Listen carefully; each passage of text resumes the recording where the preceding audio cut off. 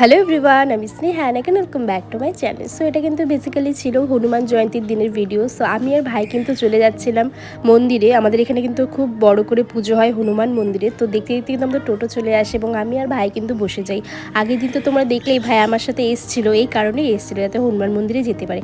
আর আমরা কিন্তু স্টেশন দিয়ে গিয়েছিলাম। তো আমাদের কামাখ্যাপুর স্টেশনটা কিন্তু খুব সুন্দর হয়েছে, খুব ভালো লাগে এখন দেখতে। আর ওই যে দেখতে দেখতে কিন্তু আমরা মন্দির দেখতে পেয়ে গেছি। আর ওখানে গিয়ে দেখছি সবাই সবার মতন বসে গেছে, যেহেতু অঞ্জলি শুরু হবে তাই কিন্তু সবাই লাইন লাইন করে বসে গেছে। আর এখানে কিন্তু আমি এখানে আরতি করে নিচ্ছিলাম।